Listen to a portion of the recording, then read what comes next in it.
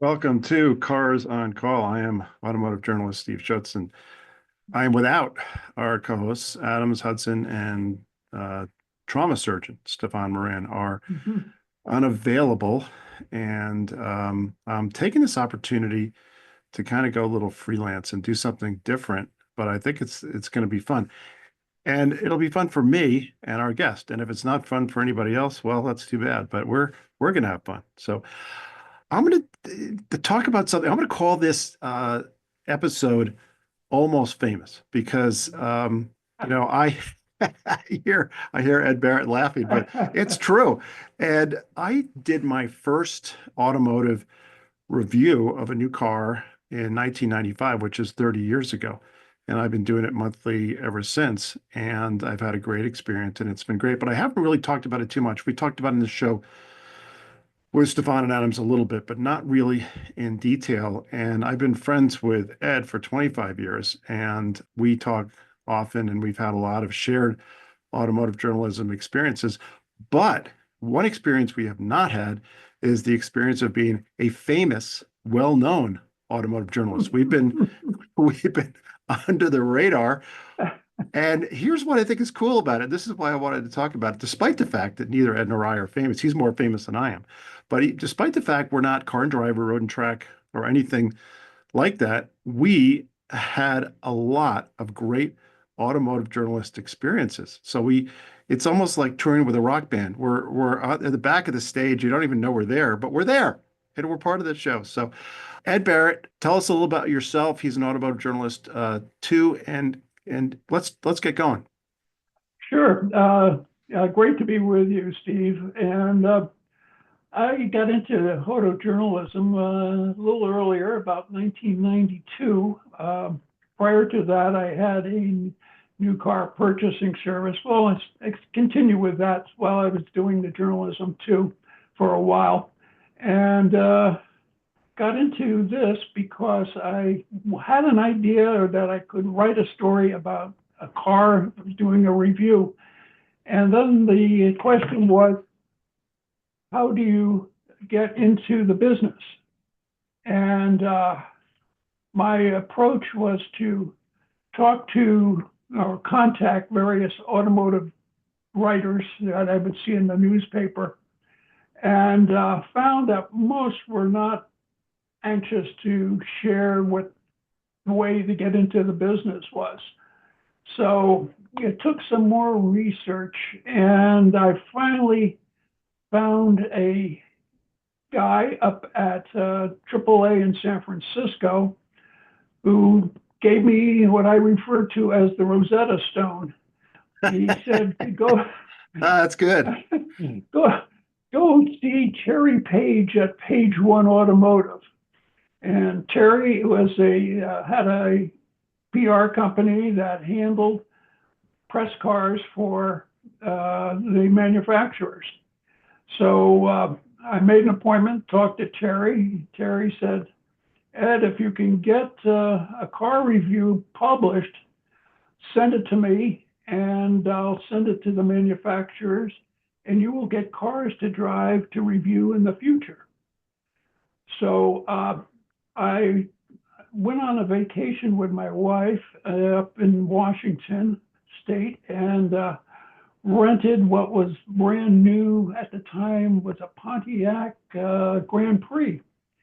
And I came home. I took a lot of notes on this vacation, and then I came home, wrote a story, and then reviewed it about 12 times before submitting it to my local newspaper here in Los Gatos, California. And the person that was there, the editor, said, "I'll give it a shot." And she did, and that's how I got started.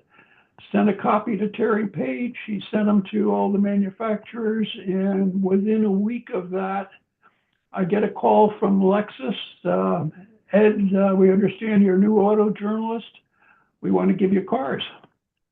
And that's how it started. And then we got on a roll.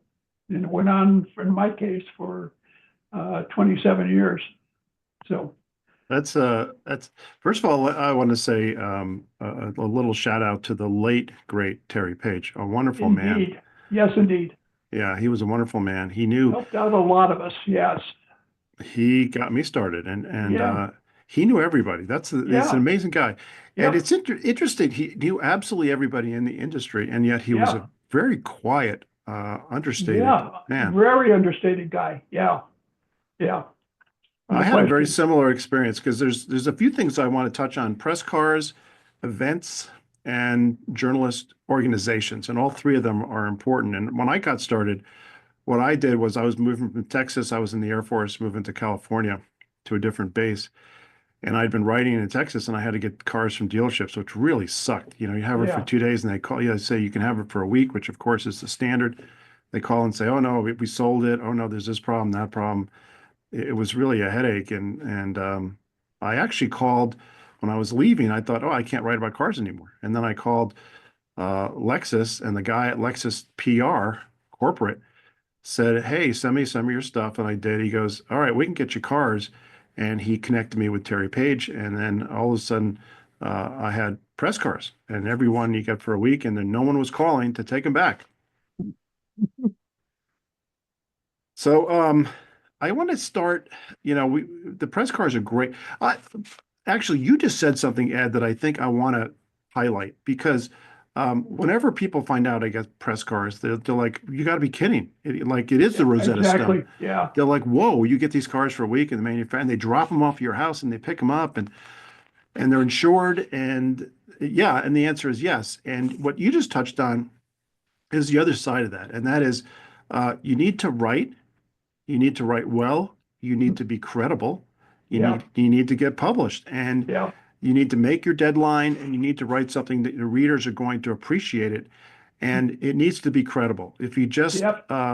say, oh, this car is fantastic, there's nothing wrong with it, that doesn't help anybody. And that is not going to get you press cards. You need to be credible. You said you reviewed your first piece 12 times. I know that when I write a review, I at least 10 times I read it and make changes and edit. Isn't that Yeah. right, Ed? That's true. You do go over it and you keep thinking if I just change this around a little bit, it'll be better and so forth. You're right.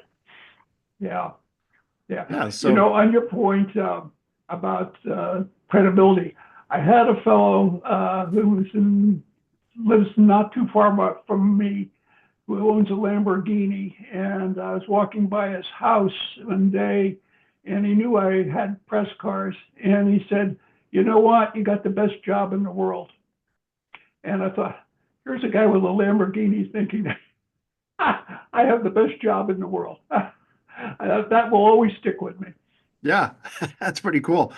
The time I kind of, because it's not like you take it for granted, but it's a job and you have to do your job. So I'm really focused on when I get one of these cars, really studying it and making notes and really getting to know the car and trying to put it in the context of who they're trying to sell it to and how well they're doing, how well they do against their competition. So I really Yes. I look at the press cars and I look at it with different eyes than somebody else. And you kind of get a little detached from the reality. The first time, Mm-hmm. Ed, and you may have, this is kind of like your Lamborghini situation.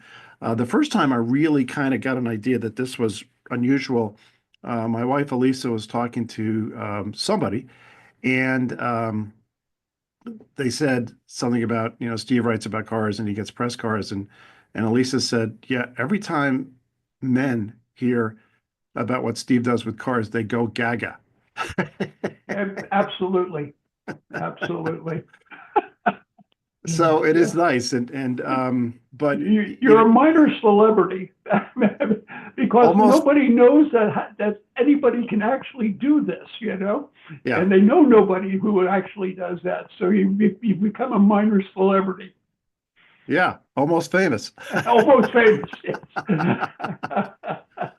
Well, I'm going to uh, start, a couple of things that we have talked about that are important, and a little bit it was related to Terry Page because Terry Page was in the PR world, and no one outside of the automotive world has any idea who Terry Page was. And yet, if you know him and you work with him, he was great. His organization was great, Page One Automotive, and he Yep. did all this stuff. And there's so many different people. I think the people, Ed, are maybe the most fun. I mean, the journalists, they're all car guys. Yep. And it's there's a few women, but they're definitely the small minority. The PR people are generally interesting and fun. Yes. A lot of them are not car. They don't even care about cars. A lot of them. Yeah. And then the people who work for the manufacturers, and then of course, Page One and other companies like that, Drive Shop, etc. Yeah. They're suppliers, and they supply. People think you get the press car from the manufacturer, and you don't. Yeah. They're housed by these suppliers who keep them Yes. in a big warehouse, and then Yep. they farm them out to whoever needs it. Yeah. Yes. Yeah. And Steve, you might want to touch on the events, the new car introductions and things that you get invitations to, which you're really first time is like, my God, is this for real? What was your first Um, one? Your oh first gosh, car launch, or wow. maybe your I favorite one. I suspect it was with Lexus and Toyota because those were the ones who were in contact with me first, and they did a lot of local events. And it seems like at the time the PR people had unlimited budgets, it would seem, and they would run little events, locally or maybe down in Southern California for a car that may have been around for a little bit. So just to hype up sales and to get more interest in it. So I guess my first was probably with Toyota and Lexus, and I'm not sure. I can't remember which one it was. Yeah, the one I this one there's a Lexus one that sticks out because it was really really unusual. Typically, what happens in a launch is you get invited and you call this number and it's a travel agent and they book your tickets and then someone picks you up at the airport and they drive you to this hotel. It's generally a luxury hotel, and then you have dinner and then you drive the cars the next day. And usually there's a dinner that night, although people tend to leave in the afternoon after they're done. So I remember it was the LX 570 launch, and it was in Henderson, Nevada at a Ah, Ritz-Carlton. And I remember, first of all, the Dobrins. We'll talk about the Dobrins. Michael yeah, and Catherine Dobrin ran Toyota and Lexus PR. They were characters, and yes. we we drove all over and we did off-road stuff, and it was great. The dinner was great. You meet a bunch of Toyota or Lexus engineers, and they tell you about the car, and then you drive them, typically with another journalist, and that was great. And Ed, I want to say a word about Michael Darman because they no longer work. I think they're both retired, but they Yes, I had think so. they Yeah. had Toyota and Lexus for a long, long time. And here's what I remember about first of all, they're great people, very, very just nice, good people. But Michael was taught I sat next to him at a dinner, and it may have been at the LX 570. Who knows? I was sitting next to him at dinner, and he told a story about how he was a young man and he traveled around the world. He was working on a little sailboat, not a little sailboat, a nice sailboat, and there were 10 or so people. They were going. It was a long voyage, 10 days or something, and they were vacationers, and he was on the boat, and he said they get over to one of the Greek islands, and all of a sudden he woke up in the morning and everybody was kind of being rounded up by the police or something, which seems strange. And he said, yeah, that was the end of that voyage because a man had murdered his wife on the ship. How often do you hear stories like that from a car PR person? Yeah, yeah. uh, well, Steve, along those lines, it was always a lot of fun to be at the press introduction dinners when you were sitting next to somebody, and I'm thinking of Don Mosley, who worked for KCBS Yes. in San Francisco, and prior to that worked as this, for the CBS network, and would tell stories about World War II when he was a CBS correspondent for the Pacific, and about getting the information as to when the Japanese surrendered, and then relaying on the network as the first person to do that. And amazing stories with the history of some of these people that we came to know over the years. Yeah, he was a super nice Yep. guy. Yes. And it's very interesting. And there was another radio guy. He had a radio name, and he was from Sacramento, and Mr. Norm, or not Mr. Norm, but that's a car guy. But Oh, I think I remember. He did he had a radio voice, and he was great. He had this radio voice. very deep voice. Yeah. Yeah. I can't think of his name right now, Steve. Yeah. It'll pop in, yeah. And Yeah. then a lot of the automotive journalists were from other areas, and then they were That's older, true. and they kind of Yeah. retired into automotive, and some were young, Yep. but they all just loved cars. Yes. Yeah. Yeah. Another thing I remember is that, anytime we go to any of the events, either launch or a Western Automotive Journalist event or something like that, I have a rule in my mind. If I go to a social gathering, dinner, cocktail party, I know if people always want to talk cars, but I know I've got like 5 minutes, and then that's it. That's all people want. People will talk cars for 5 minutes if they're not into it, and then it's over.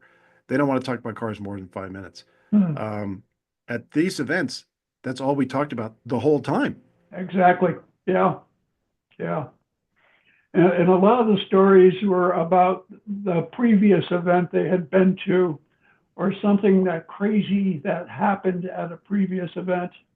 And then everybody would know, if you hadn't been invited to that particular event, you would have knowledge of what went on at that event. And I remember one story about a journalist who was kind of temperamental, and he was invited to an event in Atlanta, and he flew out from San Francisco, and the car that was supposed to pick him up didn't show up right away, and he got mad at the manufacturer and just turned around and got back on a plane and went home. And I always thought that is the ultimate amount of chutzpah to have when they fly you to an event, and because the car is not there exactly when you want it, you decide you're not going to bother with the event, you're going home. And the odd thing about it is that these guys, things like this happened, and then people would be re-invited again.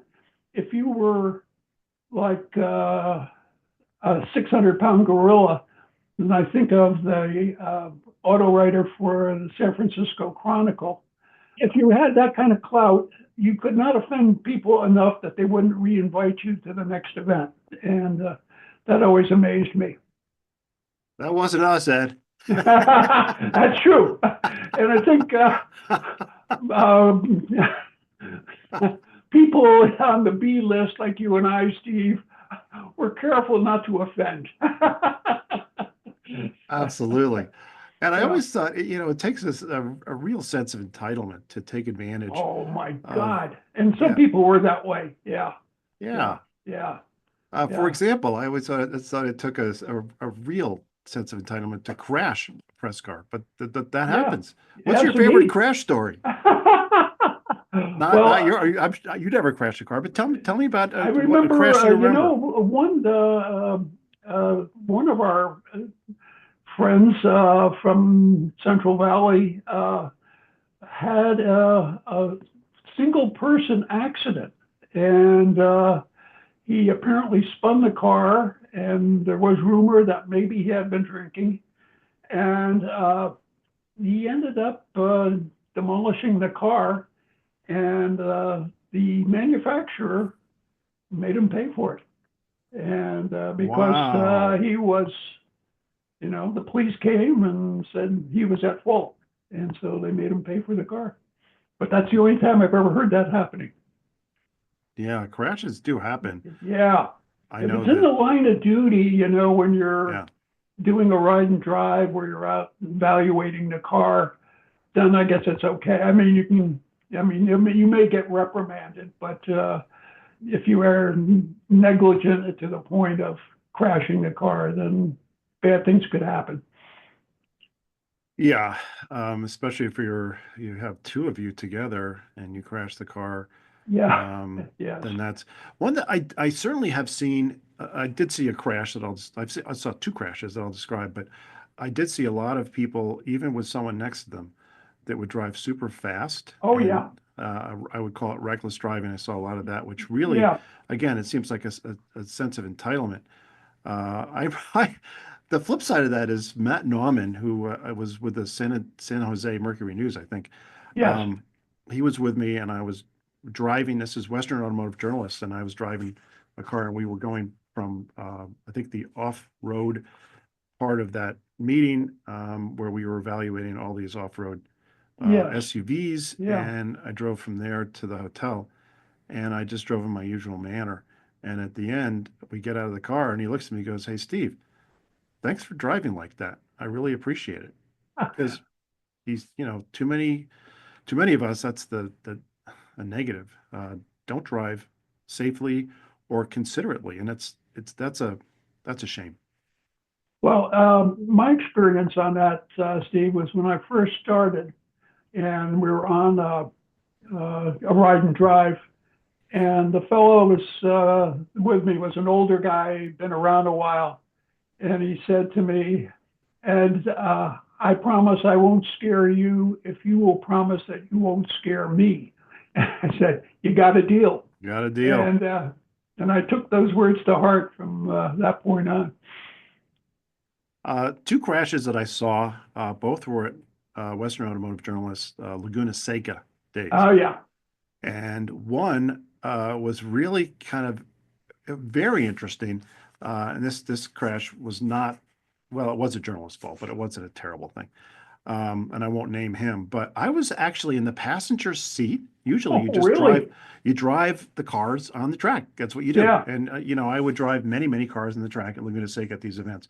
I was in the passenger seat of it's a Lexus, what's the small sedan? I can't believe I'm The blanking on IS, it. IS Yes, something. thank you. Yeah, yeah. All right. You ever heard of an IS 430? They never made No. it, but there was one.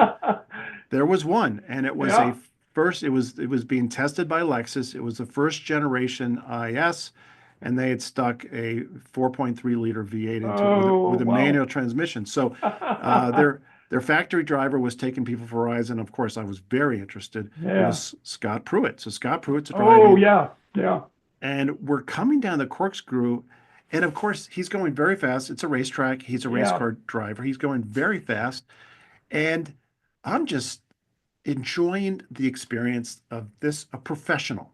yeah. And Smooth, this driving is smooth. this Yes. is driving very fast but very smooth, and he's talking to me, and this is how much of a pro Scott Pruitt is. He goes, "Oh, did you see that?"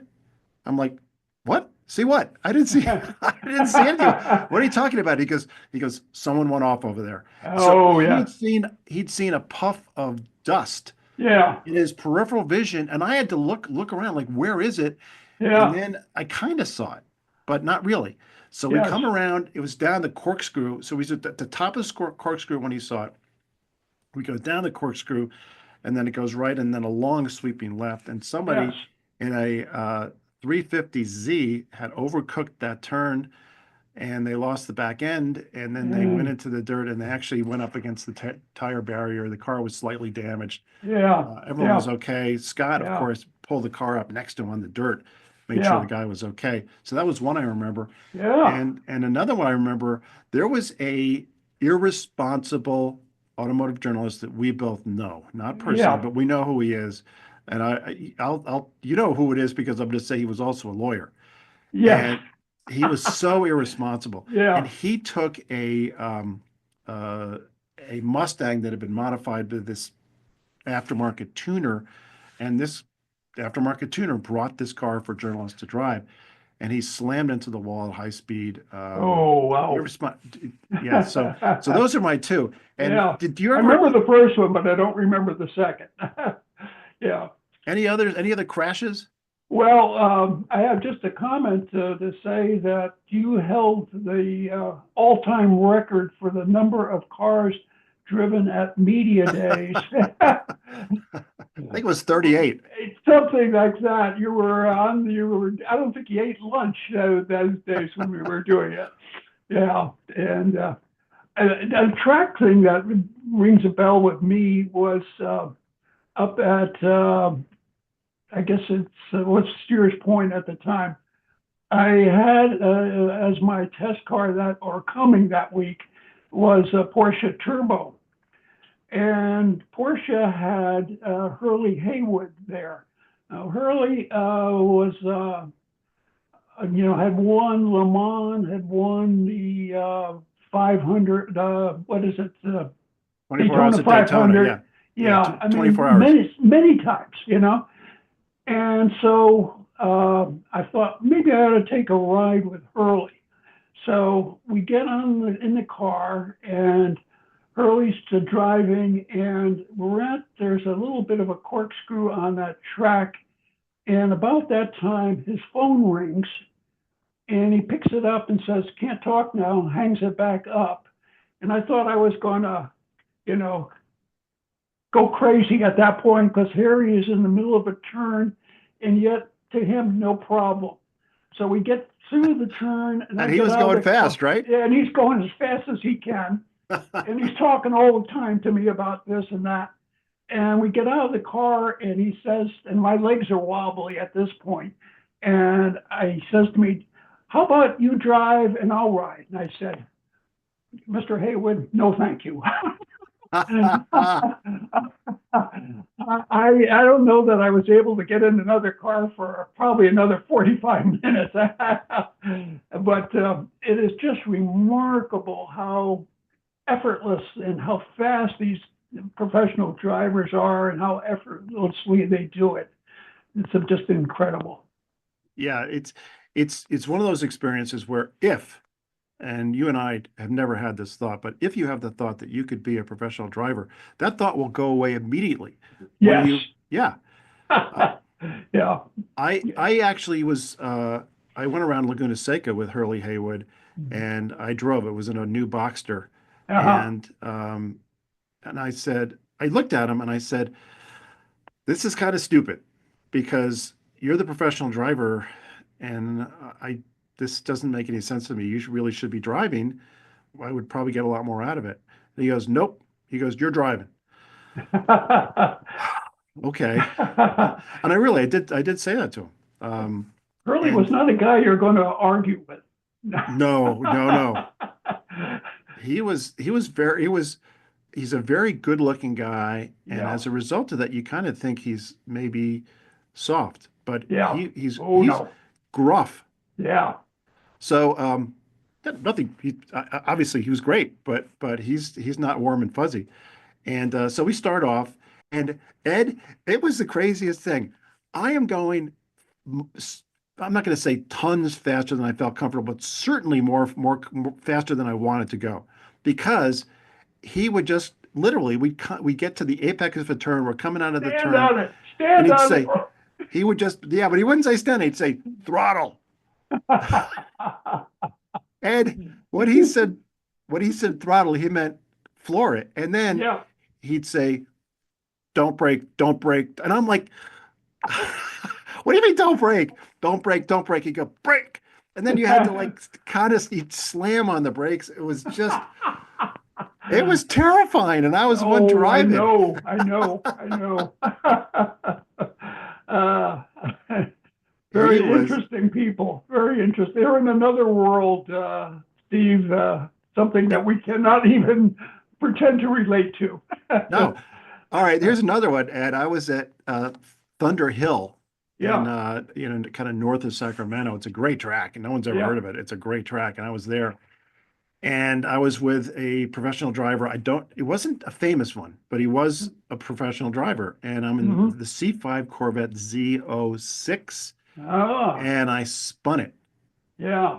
and I said, "Oh, I'm so sorry." And of course, he had been urging me to go faster, and Yeah. And I said, I'm really sorry. He goes, don't worry.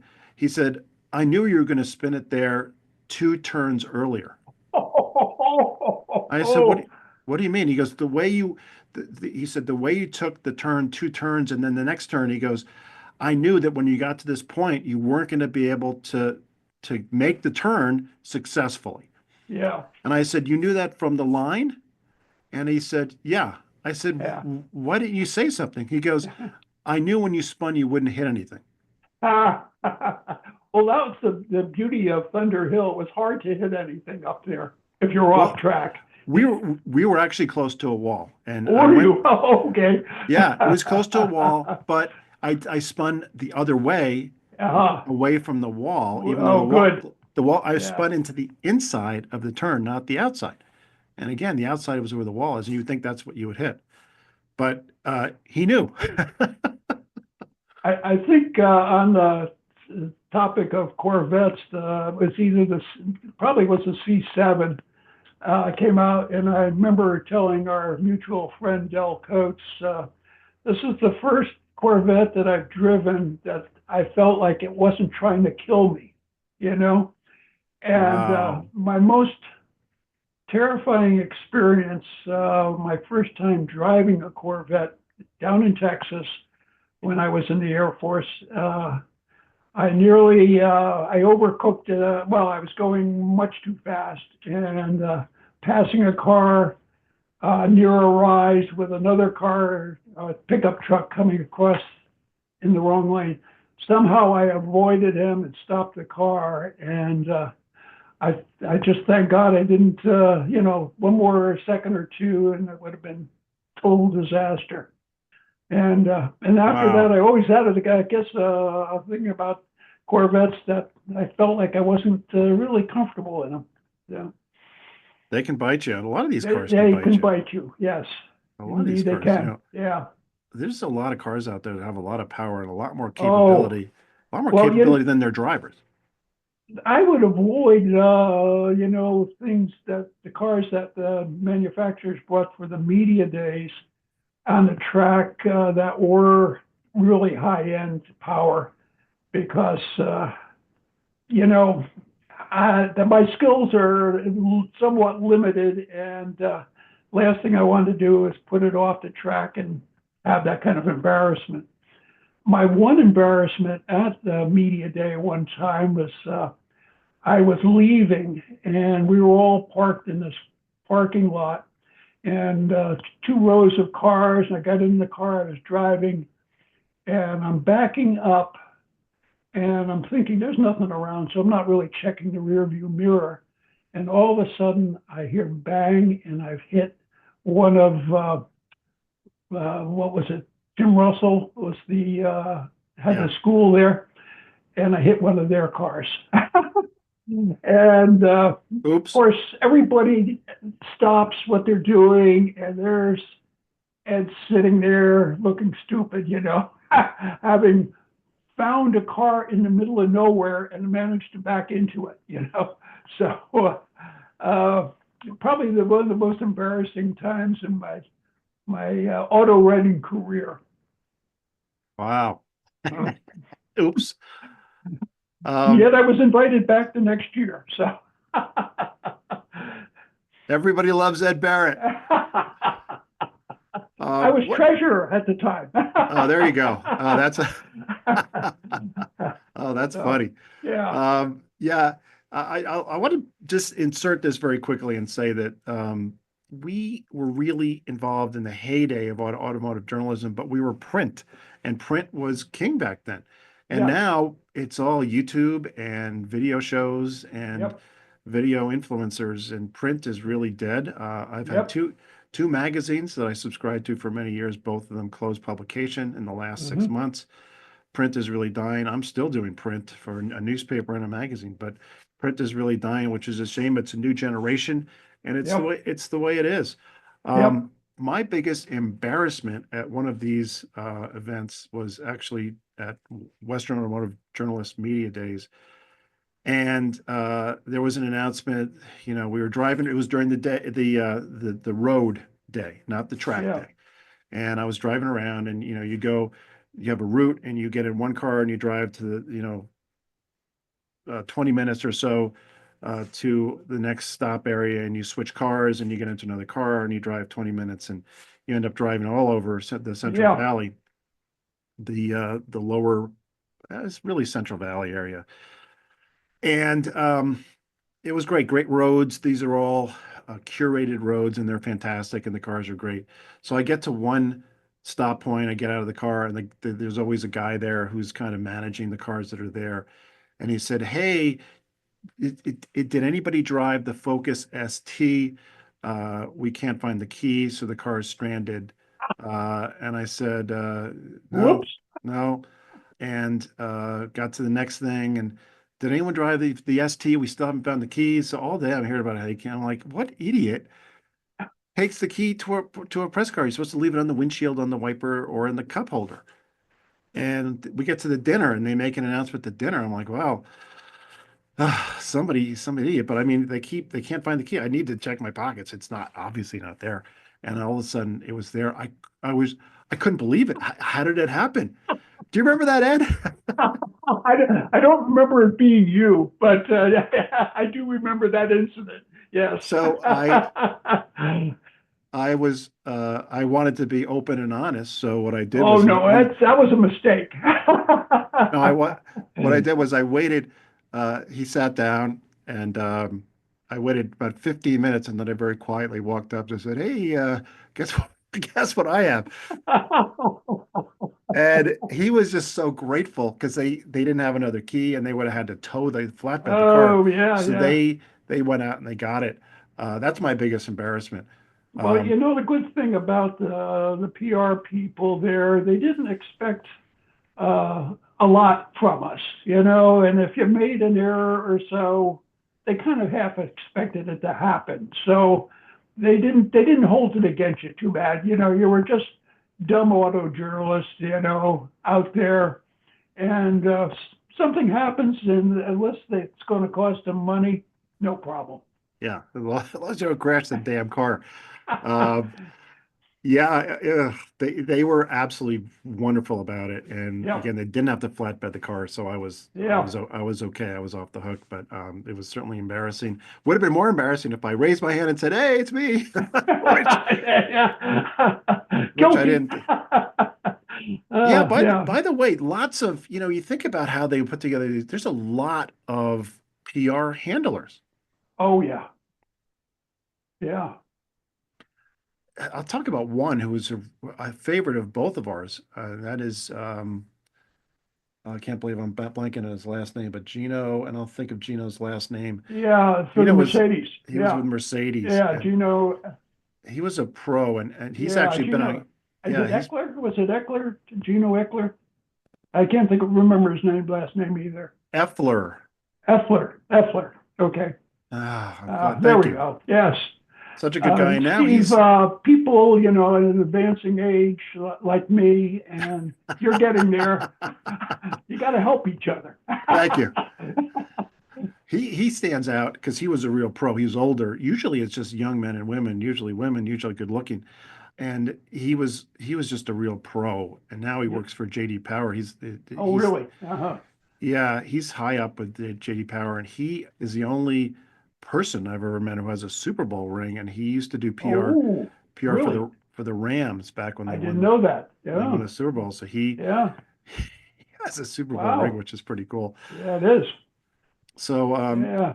I learned something about the PR people from my sister who used to own an ad and PR advertising and PR agency, and she sold it. But she said that because like, a lot of the PR people did not actually work for the manufacturer. They worked for an agency, and then Yes. they were hired, and they would wear an Audi hat or a Mercedes hat and a polo Sure. shirt, but they did not work for Mercedes. And I was telling my Yeah. sister I found it interesting that so many people wear the brands and everything, but they don't actually work for the company. Yeah. And Yeah. she said, number one, you just hire them when you need them and get rid of them, so you don't have to hire them forever. Yeah. And number two, if they ever say something wrong, you just say, well, we didn't say that. That was this agency. Yeah. Uh-huh. Yeah. They were all always very careful about, not overstating things. I found, and then mainly it would seem like their main mission was to take care of us, make our life comfortable as if we weren't comfortable enough to start with. And I appreciated all of them. I can't remember any of them that were disagreeable in any way. Can you? No, and I think that they're hired because of their personalities. I think they are Personalities were, yeah, I think so too. Yeah, the it's funny as you say that I just realized not just realized, but I'll say this. The PR people were invariably super nice, and that was also true for the actual people who work for the manufacturers, yes, engineers, usually yes, engineers yes, or product specialists. They were also very, very nice. yeah. The ones that were totally unpredictable were the journalists. Exactly. That's true. And you always had a few who were uh, ready to challenge, some ridiculous small point, like they're showing their great wisdom or wit by interjecting something when it wasn't necessary. But thank God we didn't have too many of those. The aforementioned lawyer you mentioned was one of Yeah, those characters, but and another guy I can think of was the same way. But yeah, most of us were pretty civilized. it's kind of like life ed it's still a lot like high school, and Yeah, it would be invariably a couple people would during uh, the the lecture part of a yeah, launch where the manufacturing people would present the product before you got a yeah. chance to drive it. They would ask these questions, and just like high school, you're like, listen, I just want to let's get out of here and go Yeah, to the let's next drive the class. cars. Yeah. Let's get out of here, go to the next class. What are you asking stupid questions for? And they would be esoteric questions. And the question was basically they raise their hand and say, uh, hey, I want you to know that I'm really, really smart and I know a lot. That was the question, basically, right? Yeah, yes, indeed. Yeah, yeah. Yeah, they were people who never really got out of high school, if you know what I mean. They Yeah. never matured past high school. Yeah, All right, I want to switch gears a little bit and talk about press cars and press car experiences. And I'm going to start yeah, with one. I've told the story before, but it bears repeating. And I want you to, tell us about some press car stories that you've had. But the one that sticks out for me is I got an Acura NSX, and this is the first generation, but the second, yeah. it was an update, so it had the visible headlights. And I got this Acura NSX, and they dropped it off. It was here in Boise. And the guy who dropped it off said, Steve, don't crash the car, but you are the last person who's going to be driving this car. Oh, really? He said, This this was, is, and Ed, was you know this, yeah, some of these press cars, they cannot be titled yeah. They um, were pre-production or pre-production. Yeah, something pre-production. else. Yeah, And that's right. the guy said, after you're done, this car is going to be crushed. Yeah, So you don't need to baby it. And he said, again, don't crash it, but it's going to be crushed.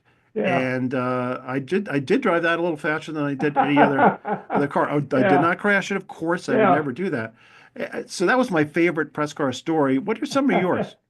um, the thing that sticks out in my mind are more on the press events. Some of them that were kind of over the top.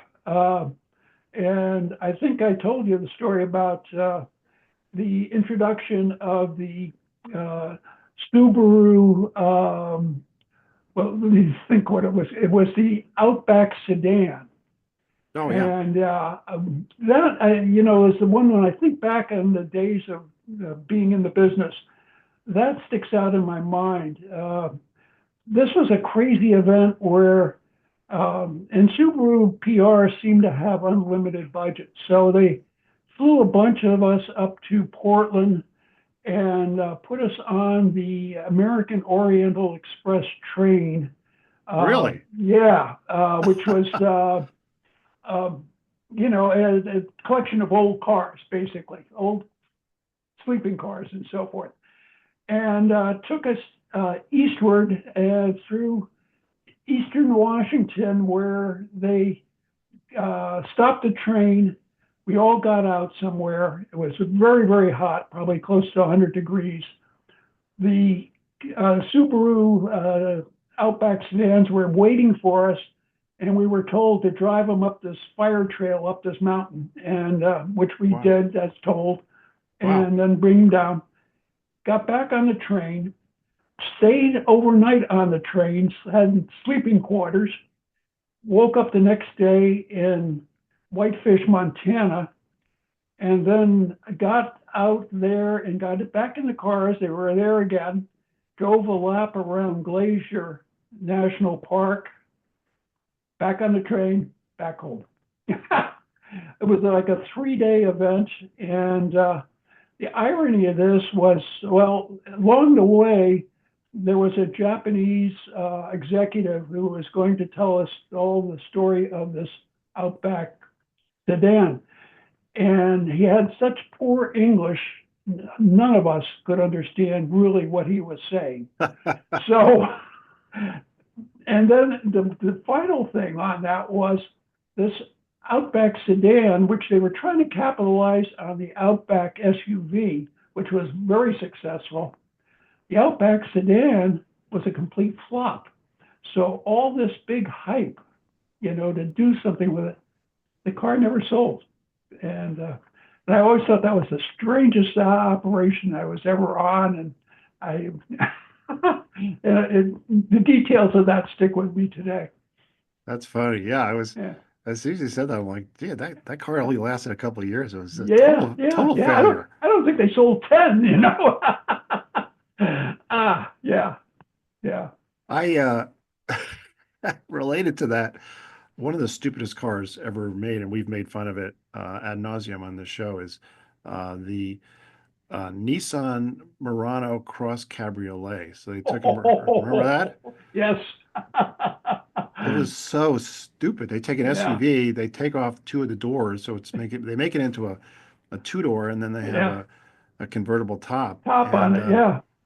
you know, I was in Georgia visiting family probably, 8 to 10 years ago, and that's when that car was out. And I saw one at a convenience store, and I said, I can't believe someone bought it.